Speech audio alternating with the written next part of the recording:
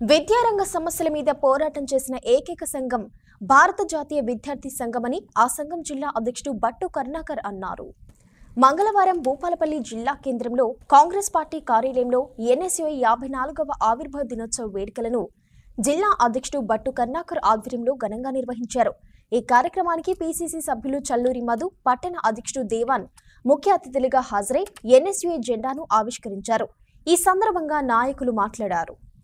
భారత జాతీయ విద్యార్థి సంఘం ఎన్ఎస్యుఐ ఆధ్వర్యంలో ఎన్ఎస్యుఐ 54వ ఆవిర్భావాన్ని పురస్కరించుకొని స్థానిక కాంగ్రెస్ పార్టీ జిల్లా కార్యాలయంలో జెండాను ఆవిష్కరించి ఘనంగా ఈ యొక్క వేడుకలు జరుపుకోవడం జరిగింది. ఈరోజు భారత జాతీయ విద్యార్థి సంఘం ఆ రోజులలో ఏదైతే ఇందిరాగాంధీ ప్రధానమంత్రిగా ఉన్నప్పుడు కేరళ స్టూడెంట్ యూనియన్ని, అదేవిధంగా పశ్చిమ బెంగాల్ ఛత్ర పరిషత్లను విలీనం చేసి విద్యారంగ సమస్యల కోసం కొట్లాడాలనే ఉద్దేశంతో ఆ రోజు శ్రీమతి ఇందిరాగాంధీ గారు 1979లో ఏప్రిల్ 9వ రోజున భారత జాతీయ విద్యార్థి విభాగాన్ని ఆవిర్భవించడం జరిగింది.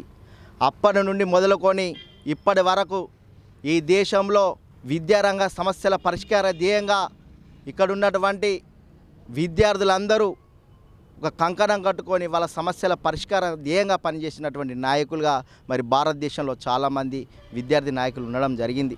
రేపు రాబోయే రోజులలో 5 సంవత్సరాల అధికారంలో కాంగ్రెస్ పార్టీ ఉంటుంది కాబట్టి విద్యార్థులకు వారధిగా ఉండి విద్యార్థులు ఏవైతే రాబోయే రోజులలో ఏమైనా సమస్యలు ఉంటే వారి సమస్యలను భూపాలపల్లి ఎమ్మెల్యే గండ్ర సత్యనారాయణరావు గారి దృష్టికి తీసుకువెళ్తూ, వారితో పాటు రాష్ట్ర ప్రభుత్వం మా సీఎం గారి దృష్టికి తీసుకువెళ్తూ వీరి సమస్యలను ఎప్పటికప్పుడు పరిష్కారం చేసే దిశగా మా భారత జాతీయ విద్యార్థి సంఘం ముందుకెళ్తుందని ఈ సందర్భంగా తెలియజేయడం. 54వ ఎన్ఎస్యుఐ సంబంధించినటువంటి ఆవిర్భావ దినోత్సవాన్ని పురస్కరించుకొని ఈనాడు మన కాంగ్రెస్ పార్టీ ఆధ్వర్యంలో, అదేవిధంగా ఎన్ఎస్యుఐ ఆధ్వర్యంలో ఈ కార్యక్రమాన్ని భూపాలపల్లి పట్టణంలో నిర్వహించడం అనేది కాంగ్రెస్ పార్టీని రక్షించుకోవాలి, కొత్త రక్తాన్ని కాంగ్రెస్ పార్టీలోకి చేర్చుకోవాలి, చేర్చినటువంటి కొత్త రక్తానికి అవకాశాలు కల్పించాలి అనేటువంటి ఉద్దేశంతో 1971లో వివిధ సంఘాలని, అంటే స్టూడెంట్స్కి సంబంధించిన